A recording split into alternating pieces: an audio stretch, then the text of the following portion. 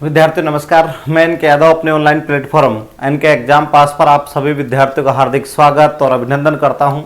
साथियों, आज हम अपनी भूगोल की टेस्ट सीरीज श्रृंखला 7 आप लोगों के समक्ष लेकर आए हैं और आज का हमारा जो बहुत महत्वपूर्ण टॉपिक जो एमसीक्यू टेस्ट सीरीज का होने वाला है, जैसा कि आपको स्क्रीन पर भी दिखाई दे रहा है, पवन तंत्र एवं वायुमंडल परिसंचरण। बहुत अच्छा टॉपिक है साथियों, और सीधा बिना वक्त गवाए अपने टॉपिक पर चलते हैं। पहला क्वेश्चन आपके स्क्रीन पर आ रहा है, क्वेश्चन नंबर 1। यहां पर देखिए, सूची 1 को सूची 2 के साथ सुमेलित कीजिए तथा सूचियों के नीचे दिए गए कूट की सहायता से सही उत्तर का चयन करना है आपको। तो देखिए, एक तरफ हवाएं दी हुई है, दूसरी तरफ देश। तो यहां पर चिनूक, और चिनूक पौने कहां चलती हैं? संयुक्त राज्य अमेरिका में। दूसरा, ये संयुक्त राज्य अमेरिका के अंदर चलती हैं और इन्हीं चिनूक पौनों को आइस ईटर भी कहा जाता है, जिसे आप हिंदी में कहते हैं हिमभक्षणी। तो ये आइस ईटर है और कहां पर चलती हैं? तो ये भी पता होना चाहिए, रॉकीज पर्वतमाला क्षेत्र, और कहां पर? यूएसए। तो ये तो सही हो जाएगा। सिराको पौने अफ्रीका के अंदर चलती हैं, ब्रिक फिल्डर ऑस्ट्रेलिया में और मिस्ट्रल यूरोप में। यानी ऑप्शन नंबर आपका 1, 4 जो यहां पर दिया हुआ है, सीधे तौर पर 2, 3, यानी 1, 4 और 2 और 3 यहां पर आपका क्या हो जाएगा? सही हो जाएगा। बहुत अच्छा प्रश्न है साथियों, जैसा कि आप स्क्रीन पर भी देख रहे हैं। मिस्ट्रल जो है वो यहां पर आपकी शीत शुष्क पवनें है, ब्रिक फिल्डर ऑस्ट्रेलिया के अंदर चलती है, सिराको अफ्रीका क्षेत्र के अंदर, और चिनूक संयुक्त राज्य अमेरिका। चिनूक पवनों को हिमभक्षणी पवने या आइस ईटर, क्योंकि ये जब पहाड़ी ढलानों से नीचे उतरती है रॉकीज पर्वतमाला में, तो वहां बर्फ के उस पूरे परिक्षेत्र में जहां बर्फ जमी होती है उसे पिघला देती है, इसलिए इन्हें आइस ईटर कहा जाता है। क्वेश्चन नंबर 2 आपके स्क्रीन पर आ रहा है। यहां पर देखिए, अधोलिखित में से कौन सा सुमेलित नहीं है? अब आपको बताना है कि यहां पर कौन सा सुमेलित नहीं है। सिराको गर्म है, शुष्क पवने है, बिल्कुल सही है। खमसिन, यहां पर आपको बताना है खमसिन कहां पर चलती हैं? मिस्र में चलती हैं, और मिस्र में खमसिन पवनों को शीतल पवन दिया हुआ है, ये गलत है। यहां पर ये कैसी है? तो ये गर्म पवने हैं। कैसी है? गर्म पवने। सहारा के मरुस्थलीय क्षेत्र से चलती हैं, तो इसका 2 नंबर ऑप्शन क्या हो जाएगा साथियों? सही हो जाएगा। नेक्स्ट क्वेश्चन नंबर 3 आपके स्क्रीन पर आ रहा है। सूची फर्स्ट को सूची सेकंड के साथ सुमेलित कीजिए तथा दिए गए कूट की सहायता से सही चयन करिए। आपको सही चयन करना है। यहां पर बहुत अच्छा प्रश्न है। तो यहां पर गोरिच कहां चलती है? तो गोरिच बलूचिस्तान के अंदर चलती है। यानी पहले में 3 आपका ऑप्शन आना चाहिए, तो ये तो होंगे नहीं। अब इसमें से आपके 2 ऑप्शन देख लीजिएगा। जोंडा कहां चलती हैं? तो जोंडा की अगर हम बात करेंगे तो जोंडा कहां पर चलेगी? अर्जेंटीना के अंदर। काराबुरान, देखिए काराबुरान पवने हैं और ये कहां पर चलती है? तारिम बेसिन के अंदर चलती है, तारिम बेसिन। ठीक है, मध्य एशिया क्षेत्र में। पंपेरो कहां पर चलती है? तो पंपाज, क्योंकि पंपेरो पवने कहां पर चलेंगी? अर्जेंटीना, अर्जेंटीना सेक्टर में चलती हैं। तो यहां पर आपका ऑप्शन नंबर 2 सही हो जाएगा। 3, 1, 4, 2। बहुत अच्छा प्रश्न है साथियों। नेक्स्ट क्वेश्चन नंबर 4 आपके स्क्रीन पर आ रहा है। यहां पर देखिए, निम्नलिखित कथनों पर विचार कीजिए। आपको 2 कथन दिए हुए हैं, आपको बताना है। मिस्ट्रल उत्तर अमेरिका में बहने वाली एक शीत पवन है। यह बात फैक्ट है कि मिस्ट्रल कैसी है? शीत शुष्क पवन है। लेकिन शीत शुष्क पवन कहां की है? तो यहां पर यह है आपकी यूरोप की। कहां की है? यूरोप की। तो पहला कथन क्या हो जाएगा? गलत हो जाएगा। बहुत अच्छा प्रश्न है साथियों। साइबेरिया सेक्टर की है, इसलिए साइबेरिया सेक्टर यूरोप, तो ये उत्तर अमेरिका बिल्कुल गलत है। सिराको उत्तर अफ्रीका के तट पर बहने वाली एक उष्ण पवन है, बिल्कुल सही है। तो कथन नंबर 2 सही है, यानी केवल कथन नंबर दूसरा कथन बिल्कुल सही है। चलिए नेक्स्ट क्वेश्चन नंबर 5 आपके स्क्रीन पर आ रहा है। ठंडी व शुष्क स्थानीय पवन है। अब आपको बताना है कि इनमें से कौन सी ठंडी व शुष्क पवन है। देखिए, ब्रिक फिल्डर गर्म है और कहां की है? ऑस्ट्रेलिया की है, ये बिल्कुल सही बात है। हर्मटन पवन को ही क्या कहा जाता है? डोग्डर पवने कहा जाता है, और कहां पर? गिनी के तट पर। कहां पर? गिनी के तट पर। तो ये डोग्डर पवने हैं। मिस्ट्रल ये कैसी है? ठंडी पवन है, ठंडी शुष्क पवन। तो इसका राइट आंसर हो जाएगा ठंडी व शुष्क पवन कौन सी है? तो यहां इसका राइट आंसर हो जाएगा मिस्ट्रल। ओके, राइट है। और चिनूक कैसी है? ये तो आप जानते हैं, आइस हीटर। आप इसके बारे में तो अभी हम बात भी कर रहे थे। हिमभक्षणी है, रॉकीज पर्वतमाला क्षेत्र में है, और इसी की वजह से उत्तर अमेरिका के प्रेरीज क्षेत्र के अंदर क्या हो जाता है? प्रेरी क्षेत्र के अंदर सीधे तौर पर यहां पर गेहूं जल्दी पक जाते हैं। ठीक है, नेक्स्ट क्वेश्चन नंबर 6 आपके स्क्रीन पर आ रहा है। क्वेश्चन नंबर 6, निम्नलिखित में से कौन सी शीत शुष्क पवन है? तो यहां आपको बताना है कौन सी शीत। ये देखिए, गर्म पवन है चिनूक, फोहन भी कैसी है? गर्म है। सिराको कैसी है? गर्म है। ठीक है, और मिस्ट्रल कैसी है? तो ठंडी है। उसने पूछा है ठंडी, तो इसका राइट आंसर क्या हो जाएगा साथियों? ठंडी शीत शुष्क पवन कौन सी है? मिस्ट्रल है। चलिए, क्वेश्चन नंबर 7 आपके स्क्रीन पर आ रहा है। बहुत अच्छा क्वेश्चन है। निम्नलिखित में से कौन सा एक युग्म सही नहीं है? आपको बताना है कि कौन सा एक युग्म सही नहीं है। बिल्जर्ड बिल्कुल सही है, कनाडा, दैट इज राइट, क्योंकि ये इसी सेक्टर के अंदर चलती है। उसके बाद आप देख लीजिएगा ब्रिक फिल्डर। ब्रिक फिल्डर की अगर हम बात करेंगे तो यहां पर देखिए फ्रांस, हार्मट्टन, नाइजर बिल्कुल सही है, ये भी सही है। ब्रिक फिल्डर भी सही है क्योंकि ये ध्रुवीय क्षेत्र परिक्षेत्र में आती है, ध्रुवीय क्षेत्र, तो ये सही है। पेम्पर्स अर्जेंटीना, ये भी सही है। यहां ब्रिक फिल्डर कहां पर चलेगी? अभी थोड़ी देर पहले मैं कह रहा था ब्रिक फिल्डर कहां चलती है? ऑस्ट्रेलिया में। तो इसका मतलब ये फ्रांस क्या है? गलत है। तो इसका राइट आंसर क्या हो जाएगा? बे, इसका राइट आंसर हो जाएगा। नेक्स्ट क्वेश्चन आपके स्क्रीन पर क्वेश्चन नंबर 8 आ रहा है। सूची 1 को सूची 2 के साथ सुमेलित कीजिए तथा निम्नांकित कूट का सही उत्तर का चयन करना है आपको। यहां पर बहुत अच्छा प्रश्न दिया हुआ है। बिल्जर्ड, तो बिल्जर्ड की अगर हम बात करेंगे तो साथियों कहां पर चलते हैं बिल्जर्ड? साइबेरिया के मैदान में। अभी हमने कहा था क्योंकि ठंडी शुष्क है। चिनूक कैसी है? गर्म है, और ये कहां चलती है? प्रेरीज के मैदान में। ठीक है, तो इसका राइट आंसर क्या हो जाएगा? प्रेरीज। यहां पर इसका राइट आंसर हो जाएगा प्रेरीज। बहुत अच्छा प्रश्न है, यहां पर देख लीजिएगा। तीसरा देखिए, बोरा कहां पर चलती है? तो बोरक एड्रियाटिक तट पर चलती है। और खमसिन कहां पर चलती है? तो मिस्र में। यह ऑप्शन आपका सही हो जाएगा 2, 1, 3, 4। ठीक है, बहुत अच्छा प्रश्न है साथियों। ये इस प्रकार के प्रश्न निश्चित रूप से परीक्षा में पूछे जाने की पूर्ण संभावना है, और उसी परीक्षा में आने वाले प्रश्नों के इस संभावित पैटर्न को ध्यान में रखते हुए मैंने प्रश्नों का चयन भी आपके लिए किया है।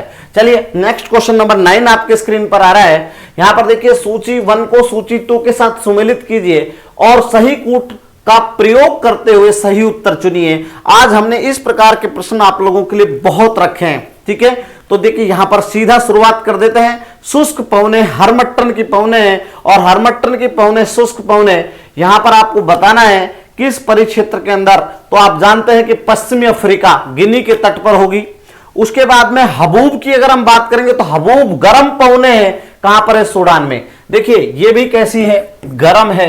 ये भी कैसी है? गर्म है। बाद में हालांकि हार्मट्टन की पवने ठंडी हो जाती हैं, गिनी के तट पर शीतलता प्रदान करती हैं, शीतलता प्रदान करती हैं, जो हमारी बॉडी के लिए सही तौर पर उचित रहती हैं। इसलिए जोंडा की बात करेंगे तो जोंडा की बात अगर हम कर लेंगे तो जोंडा कहां होगी? अर्जेंटीना में। और बोरा की बात करेंगे तो एड्रियाटिक। यानी यहां आपका ऑप्शन नंबर ये सही हो जाएगा 3, 4, 2, 1, यानी ऑप्शन इसका क्या हो जाएगा साथियों? सही हो जाएगा। नेक्स्ट क्वेश्चन आपके स्क्रीन पर क्वेश्चन नंबर 10। क्या बात है, बहुत अच्छा। यहां पर देखिए एक ऑप्शन छूटा हुआ है, मैं लिख देता हूं टाइपिंग मिस्टेक कारण, नार्वेस्टर। चलिए, अब आपको बताना है इसके अंदर कि सूची 1 को सूची 2 के साथ सुमेलित कीजिए और सही उत्तर का आपको क्या करना है? चयन। वही देखिए, चिनूक कहां पर? यूएसए के अंदर चलेगी। तो यहां ऑप्शन पहले में 3 होना चाहिए, तो ये 2 ऑप्शन तो बिल्कुल आपके गलत हो जाएंगे। दूसरा, मिस्ट्रल पवने कहां चलेंगी? ठीक है, तो मिस्ट्रल की बात करेंगे तो हम अभी थोड़ी देर पहले भी बात कर रहे थे कि मिस्ट्रल का सीधा संबंध किससे है? स्पेन से, यूरोप से है। फोहन की अगर हम बात कर लेंगे कि सर फोहन कहां पर चलेगी, तो यहां पर फोहन चलेगी स्विट्जरलैंड में। और नार्वेस्टर कहां पर चलेगी? न्यूजीलैंड में। बहुत अच्छा प्रश्न है। ऑप्शन नंबर 1, 3, 1, 4 और 2 ये सीधे तौर पर क्या हो जाएगा? सही हो जाएगा। बहुत कंफ्यूजनल प्रश्न है। नार्वेस्टर न्यूजीलैंड याद करने का सीधा तरीका है, ब्रिक फिल्डर ऑस्ट्रेलिया में और नार्वेस्टर न्यूजीलैंड के अंदर। ठीक है, नेक्स्ट क्वेश्चन आपके स्क्रीन पर आ रहा है क्वेश्चन नंबर 11। ऊपर उठती हुई भूमध्य रेखीय वायु तथा नीचे बैठती हुई उपोष्ण वायु के मध्य का क्षेत्र को कहते हैं। देखिए इस बात को थोड़ा सा समझना होगा। अगर हम हमारी पृथ्वी की बात कर लें साथियों, तो ये 0 डिग्री है और 0 डिग्री का मतलब भूमध्य रेखा यहां से लेकर 5 डिग्री नॉर्थ और 5 डिग्री साउथ तक का जो क्षेत्र है उसे हम कहते हैं ITCZ। इसे ही हम एक और नाम से जानते हैं डोलड्रम पेटी। यहां देखिए 30 से और 35 डिग्री नॉर्थ ये आपका एक परिक्षेत्र है और एक आपका 60 से और 65 डिग्री, और यहां देखिए 80 से लेकर 90 डिग्री नॉर्थ। तो ये ठीक डिटो कंडीशन नीचे भी होगी, 30 से 35, 60 से 65 ये साउथ वाला पार्ट है और 30 से 35 डिग्री साउथ, और यहां पर देखिए 80 से लेकर 90 डिग्री साउथ तक का क्षेत्र। इस तरीके से अगर हम देखें तो यहां पर आपकी, मैंने पहले भी कहा है कि एक लो हाई जो वाला एक सिस्टम है उसे हम देख रहे हैं। यहां पर देखिए भूमध्य रेखीय निम्न वायुदाब पेटी, लो हाई, तो ध्रुवीय ठीक डिटो, ये एक सूत्र लगा सकते हैं आप। अब वो कहता है कि यहां से जो पवन उठती है, ये जो पवन उठ रही है, यहां से जो पवनें आई है इस गोलार्ध में इस तरीके से पवन आ रही है, व्यापारिक पवनें। यहां देखिए यहां से ये पवन आई है उठकर यहां पर देखिए इस तरीके से, और यहां से जब ये पवन यहां पर आएगी, दोनों पवनें उठकर और यहां उतरेंगी, यानी ये वापस दोनों टकराने के बाद ये वापस यहां उतरेगी और ये वापस यहां उतरेगी। कहां, किस क्षेत्र में? उपोष्ण क्षेत्र में। और यहां उतरेगी ये कौन सी? उपोष्ण। यानी यहां आपका एक सर्किल बन गया। इस सर्किल की अगर हम बात कर ले तो इस तरीके से, और यहां भी एक सर्किल बन गया। तो साथियों इस प्रकार के सर्किल को यहां एक कोशिका बन गई जिसे हम कहते हैं हैडली कोशिका। ये हैडली कोशिका है। फिर यहां की बात करें, यहां और यहां के बीच में, और यहां के बीच में अगर हम बात करें तो ये ध्रुवीय कोशिका है, और यहां बीच में जो आप देख रहे हैं वो फेरल कोशिका है। ठीक डिटो कंडीशन नीचे भी आप देखेंगे इस प्रकार की बनेगी एक, ये कौन सी कोशिका होगी? फेरल। और यहां पर अगर हम देखेंगे तो एक और तीसरी कोशिका ध्रुवीय, यानी उत्तरी क्षेत्र में भी और दक्षिणी क्षेत्र में भी ये 3 कोशिकाएं बनती हैं, जिन्हें एक हैडली, फिर फेरल और फिर ध्रुवीय। तो उसने कहा है भूमध्य रेखीय और उपोष्ण, यानी ये तो भूमध्य रेखीय है और ये उपोष्ण, दोनों के बीच में कौन सी कोशिका? तो हैडली कोशिका। कौन सी? हैडली कोशिका। उत्तर क्या हो जाएगा? हैडली कोशिका। नेक्स्ट क्वेश्चन नंबर 12 देखिए आपके, कौन सी ग्रहीय हवाएं नहीं है? देखिए ग्रहीय हवा का मतलब समझिए, ग्रहीय हवा का मतलब होता है स्थायी। कैसी? स्थायी पवने, स्थायी पवने, परमानेंट विंड, या परमानेंट, इन्हीं कहते हैं सनातनी। क्या कहते हैं? सनातनी पवने। और सनातनी पवने कितने प्रकार की होती है? 3 प्रकार की होती हैं। व्यापारिक, दूसरी कौन सी होती है विद्यार्थियों? पछवा, और तीसरी कौन सी होती है? ध्रुवीय। तो देखिए व्यापारिक, पछवा और ध्रुवीय, ये तीनों कैसी है? ग्रहीय है। तो उसने नहीं पूछा है, तो मानसूनी पवने कैसी है? ग्रही पवने नहीं है, क्योंकि ये कैसी है? समसामयिक पवने हैं। कैसी है? सामयिक पवने, समसामयिक पवने हैं। इन्हें हम अर्धस्थायी पवने भी कहते हैं, अर्धस्थायी पवने। ठीक है, तो ये कैसी होगी? ये स्थायी पवने नहीं होगी। बहुत अच्छा, स्क्रीनशॉट ले लीजिए। नेक्स्ट क्वेश्चन नंबर देखिए, क्वेश्चन नंबर 13 आपकी स्क्रीन पर, भूमध्य रेखा से लेकर ध्रुवों तक दाब और वात के सही घटक, सतही घटक क्रम निम्नलिखित में से कौन सा होगा? आपको बताना है कि भूमध्य रेखा से ध्रुवीय की ओर, भूमध्य रेखा से ध्रुव की ओर अगर हम बात करेंगे तो इसमें कोई किसी प्रकार का किंतु और परंतु होना ही नहीं चाहिए। बहुत ही अच्छा प्रश्न है कि ये देखिए, यहां पर देखिए सबसे पहले 0 डिग्री है, फिर यहां पर देखिए कौन सी पवने चलेंगी? व्यापारिक पवने। तो ये व्यापारिक, भूमध्य रेखा से आप ध्रुवीय क्षेत्र की ओर जा रहे हैं, तो यहां पर देखिए पहले ध्रुवीय पवने गलत है, क्योंकि भूमध्य रेखा से आपको चलना है। उपोष्ण वायुदाब पेटी, ये भी गलत है। व्यापारिक पवने ये सही है, दोनों सही है, लेकिन इसमें फिर ध्रुवीय पवने दे दी तो ये गलत है, क्योंकि ध्रुवीय पवन से पहले यहां पर पेटी आएगी कौन सी? उपोष्ण उच्च वायुदाब पेटी, और फिर उसके बाद में आपकी हवा चलेगी कौन सी? पछवा, ये पछवा होने चलेगी, और फिर आपकी दूसरी पवने इधर चलेंगी ध्रुवीय। तो ऑप्शन नंबर डी सही हो जाएगा, डी इसका राइट आंसर होगा।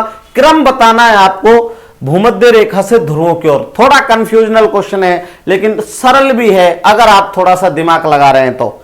नेक्स्ट क्वेश्चन नंबर 14 आपके स्क्रीन पर आ रहा है, बहुत अच्छा प्रश्न है। नीचे 2 कथन दिए गए हैं, एक को अभिकथन और दूसरे को कारण के रूप में दिया गया है, दिए गए कूट में से सही उत्तर का चयन कीजिए। साथियों, आपका पहला अभिकथन है पछुआ हवाएं दक्षिणी गोलार्ध की अपेक्षा उत्तरी गोलार्ध में अधिक शक्तिशाली होती हैं। गलत है, क्योंकि जो पवने होती हैं पछुआ, वो पछुआ पवने यहां पर देखिए 30 से और 60 डिग्री यानी 35 से 60 और दक्षिणी गोलार्ध में ये ज्यादा क्या चलती हैं, तेजी के साथ चलती हैं, इसलिए इन्हें गरजती चालीसा, प्रचंड पचासा और चीखती साटा यहां पर कहा जाता है।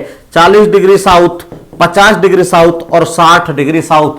तो पहला कथन तो गलत है। दूसरा, उत्तरी गोलार्ध में दक्षिणी गोलार्ध की अपेक्षा अधिक स्थलीय क्षेत्र है। तो यहां पर अगर हम बात करें तो उत्तरी गोलार्ध में स्थलीय क्षेत्र ये सही है, केवल ए असत्य है, आर सत्य है। इसका उत्तर ये हो जाएगा, क्योंकि दक्षिणी गोलार्ध में जलीय क्षेत्र ज्यादा है, स्थलीय कम। उत्तरी क्षेत्र में स्थलीय ज्यादा, जलीय कम। चलिए क्वेश्चन नंबर 15 आपकी स्क्रीन। क्या बात है, निम्नलिखित कथनों पर विचार कीजिए। ग्रही पवन कोरिलेस बल से प्रभावित हैं।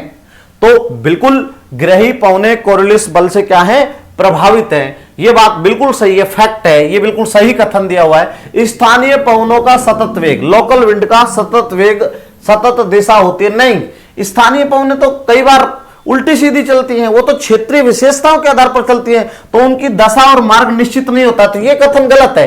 केवल एक पहला कथन सही है। बहुत अच्छा प्रश्न है, कंफ्यूज कर देता है साथियों, है ना। आज का जो प्रश्नोत्तरी कार्यक्रम है बहुत अच्छा है सच में। अगर इस प्रकार की अगर हम स्थितियों को क्लियर कर लेंगे तो हमें कोई भी परीक्षा में हमें पास होने से नहीं रोक सकता। चलिए क्वेश्चन नंबर 16 आपके स्क्रीन पर आ रहा है। जेट धाराओं की अधिकतम गति नोड में लगभग कितनी होती है? तो जेट धाराओं की अगर बात करें तो लगभग 200 नोड क्या हो जाएगी, 200 नोड। तो ये जेट धाराओं की अधिकतम गति 200 नोड होती है। चलिए नेक्स्ट, एक और भी बात है, जेट पवने कहां चलती हैं? ये एक बड़ा प्रश्न है। जेट पवने, तो ध्यान रखना, जेट पवने कहां चलेगी? क्षोभ मंडल की ऊपरी सीमा में। क्षोभ मंडल यानी ट्रोपोस्फियर, क्षोभ मंडल की ऊपरी सीमा में, यानी धरातल से लगभग 8 किलोमीटर ऊपर।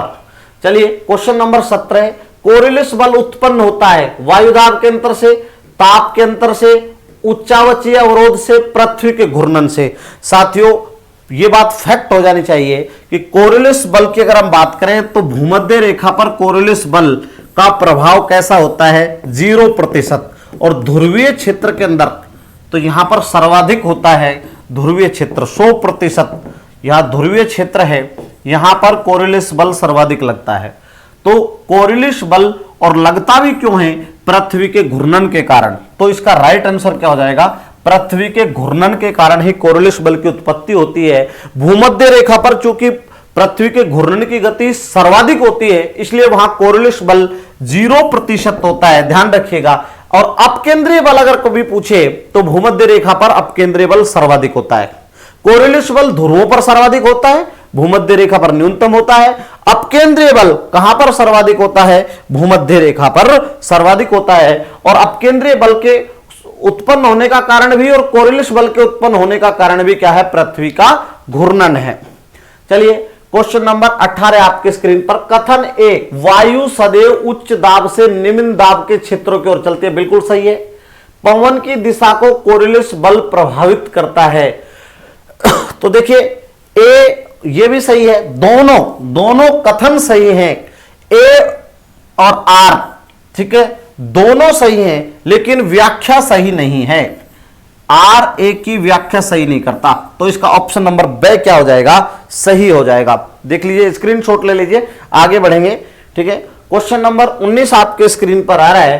पवनों के विक्षेपण पर कोरिलेस का सर्वाधिक प्रभाव कहां होगा? देखिए, जहां यह बात फैक्ट है कि जहां पृथ्वी की घूर्णन गति कमजोर होगी, कोई भी आदमी कमजोर के ऊपर ज्यादा बल लगता है, कोई मजबूत आदमी, आप देखिए गरीब आदमी को ज्यादा दबाया जा सकता है। तो पृथ्वी की भूमध्य रेखा पर सर्वाधिक गति होती है, इसलिए वहां कोरिलेस बल कम लगता है। ध्रुवों पर पृथ्वी की घूर्णन गति न्यूनतम होती है, इसलिए वहां पर सर्वाधिक क्या लगेगा? कोरिलेस बल लगेगा। इसलिए पवनों का सर्वाधिक विक्षेपण भी कहां होगा? ध्रुवों पर। बहुत अच्छा प्रश्न है। नेक्स्ट क्वेश्चन नंबर 20, पवनों का विक्षेपण बल अधिकतम होता है भूमध्य रेखा पर 60 से 65 डिग्री अक्षांशों पर, ध्रुवों पर तो 30 से 35। अभी हमने कहा यहां पर तो सर्वाधिक होगा और भूमध्य रेखा पर क्या होगा, न्यूनतम होगा। न्यूनतम पवनों का न्यूनतम विक्षेपण कहां होता है, भूमध्य रेखा पर, और ध्रुवों पर सर्वाधिक विक्षेपण होगा। चलिए ये इसका राइट आंसर हो जाएगा साथियों। नेक्स्ट क्वेश्चन आपकी स्क्रीन पर क्वेश्चन नंबर 21 आ रहा है। यहां पर देखिए, कोरियोलिस बल जिन पर अधिकतम पड़ता है वह है, ठीक है, तो ये पहला थल समीर, जल समीर, व्यापारिक पवने और ध्रुवीय पवने। अब देखिए कोरियोलिस बल जब ध्रुवों पर ही सर्वाधिक लगेगा, ध्रुवों पर, तो सबसे ज्यादा प्रभावी किसके ऊपर, किन पवनों पर, ध्रुवीय। यहां तो इन पवनों पर तो क्या डालेगा, न्यूनतम प्रभाव डालेगा, क्योंकि ये तो भूमध्य रेखीय क्षेत्र में चलती हैं, उष्ण क्षेत्र में चलती हैं, ठीक है। और ध्रुवीय क्षेत्र पर जब बल का प्रभाव ज्यादा है तो वहां पवनों में विक्षेपण भी सर्वाधिक होगा। अच्छा प्रश्न है, स्क्रीनशॉट ले लीजिए, बहुत अच्छा प्रश्न कह सकता हूं मैं इसको। नेक्स्ट क्वेश्चन आपके स्क्रीन पर आ रहा है, क्वेश्चन नंबर 22। कोरियोलिस बल के बारे में निम्न में से कौन सा एक कथन सही नहीं है, आपको नहीं बताना है। यह पृथ्वी के आवर्तन का प्रभाव है, बिल्कुल ये तो सही बात है, पृथ्वी के घूर्णन के कारण ही कोरियोलिस बल की उत्पत्ति होती है। यहां पर दूसरा देखिए, पवनीय क्षेत्र पर अधिकतम होता है, ये ध्रुवीय है सर, ध्रुवीय क्षेत्र पर के ऊपर अधिकतम होता है, ये भी सही है। यह वायु की गति के समानुपाती होता है, यह भी सही है। यह प्रत्यक्ष तौर पर घर्षण बल से संबंधित है, यह गलत है, घर्षण बल से संबंधित नहीं है, ये कथन जो है वो गलत है, ये असत्य कथन है। चलिए असत्य, ठीक है, तो इसका उत्तर क्या हो जाएगा, सही हो जाएगा। ये तो सही है, समानुपातिक, बिल्कुल राइट, ठीक है, क्योंकि वो तो गति के समानुपाती होता है। क्वेश्चन नंबर 23, पवनों की दिशा में विचलन जिसके कारण होता है वह है पृथ्वी का। विचलन कैसे होगा, पवनों की दिशा, जब पृथ्वी घूर्णन करेगी तभी तो कोरियोलिस बल लगेगा और पवनों में विक्षेपण होगा, और पृथ्वी के भ्रमण को क्या कहा जाता है, घूर्णन, और घूर्णन को ही क्या कहा जाता है, आवर्तन। चलिए ये राइट आंसर हो जाएगा से, पृथ्वी के घूर्णन के कारण ही क्या होता है, विक्षेपण। नेक्स्ट क्वेश्चन नंबर 24 आ रहा है, फेरल नियम किससे संबंधित है। फेरल नियम की बात करें तो फेरल के नियम के अनुसार, ये देखिए यहां पर ये पृथ्वी है, ये गोलार्ध कौन सा है, उत्तरी गोलार्ध, और ये गोलार्ध कौन सा है, दक्षिणी गोलार्ध। इसके अनुसार उत्तरी गोलार्ध में पवन अपनी दिशा के दाईं ओर और दक्षिणी गोलार्ध में किधर, बाईं ओर क्या हो जाती है, अपनी दिशा परिवर्तित कर लेती है। पर्वत के दोनों, ये तो गलत है, तट के आर पार, ये भी नहीं, समुद्र में कोषण धाराओं की पर्याप्त दर, ये भी नहीं है। गोलार्ध में पवनों की वेग दिशा, ये इससे संबंधित है, क्योंकि उत्तरी गोलार्ध में फेरल के नियम के अनुसार पवन अपनी दिशा के दाईं ओर और दक्षिणी गोलार्ध में अपनी दिशा के दाईं ओर विक्षेपित हो जाती हैं। चलिए क्वेश्चन नंबर 25, बहुत अच्छा प्रश्न है।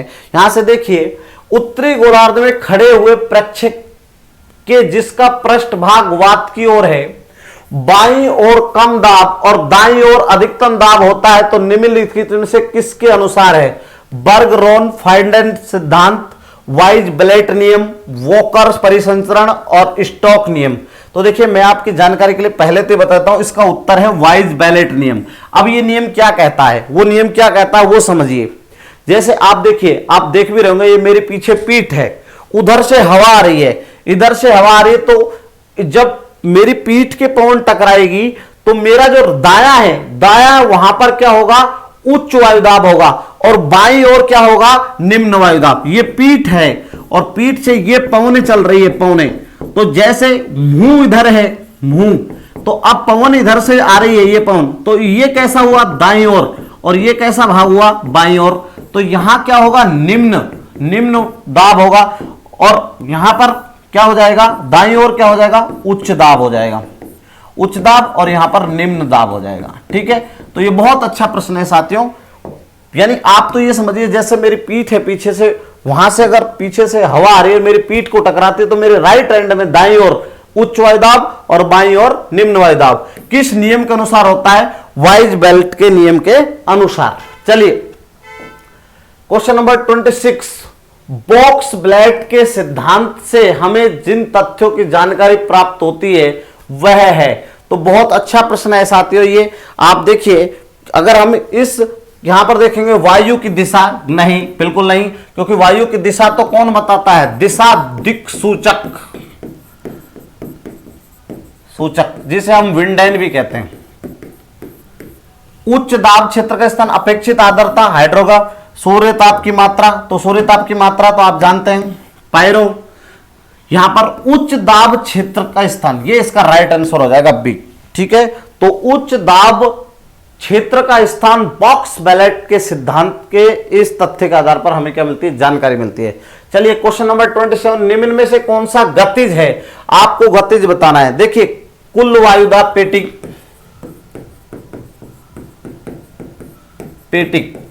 कितनी है? 7। 7 में से क्या है? 3 कैसी है? ताप जनित, और 4 कैसी है? गति जनित। अब आपको मैं बता देता हूं, यहां पर अगर अपन देखेंगे तो 1, 2 और 3 उत्तरी ध्रुवीय,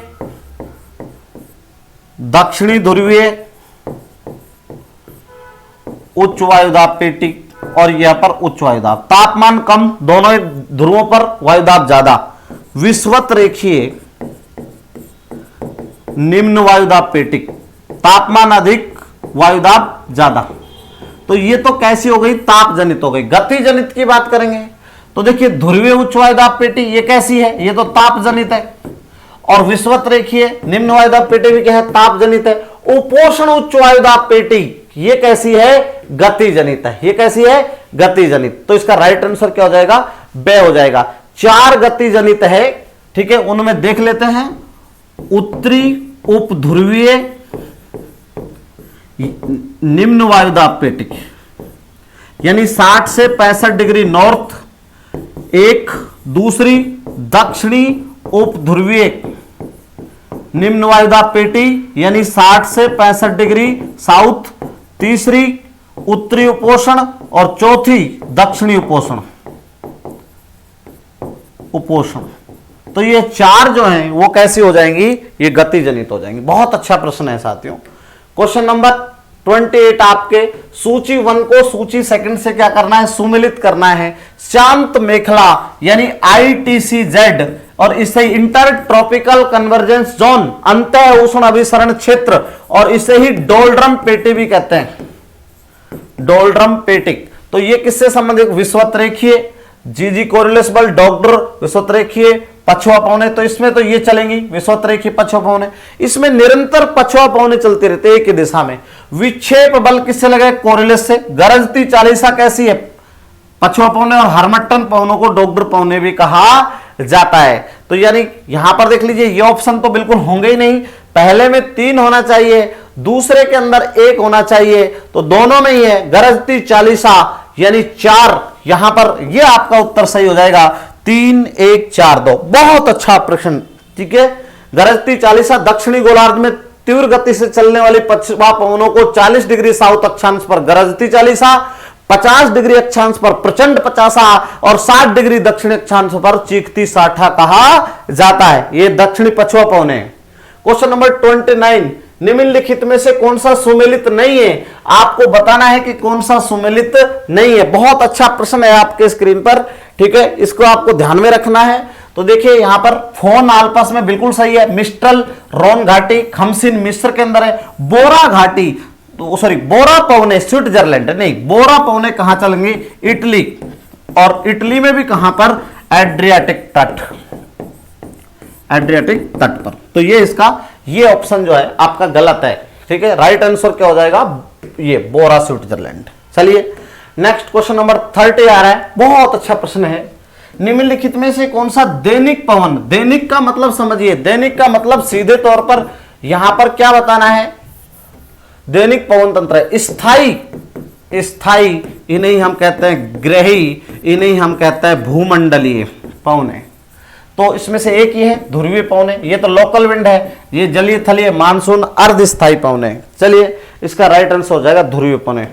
नेक्स्ट क्वेश्चन नंबर 31, जिन पवनों को डॉग्डर पवने कहा जाता है? हरमट्टन की पवने, अभी हमने कहा था। तो ये गिनी के तट पर शीतल हो जाती है। क्वेश्चन नंबर 32, कौन सा युग्म सही नहीं है, आपको बताना है कि कौन सा सही नहीं है। बहुत अच्छा प्रश्न है ये भी। आप देखिए, चिनूक रोकीज पर्वतमाला में सही है, फोहन आल्पस के अंदर है, सिराको एटलस के अंदर, एटलस पर्वतमाला के अंदर बात कर रहे हैं, अफ्रीका यहां पर सिराक, इसका मतलब आप ये समझ रहे होंगे एटलस क्या है, अफ्रीका, तो ये भी सही है। बोरा, बोरा हिमालय के अंदर नहीं आती है, बिल्कुल गलत है, क्योंकि बोरा का संबंध किससे है, इटली से है।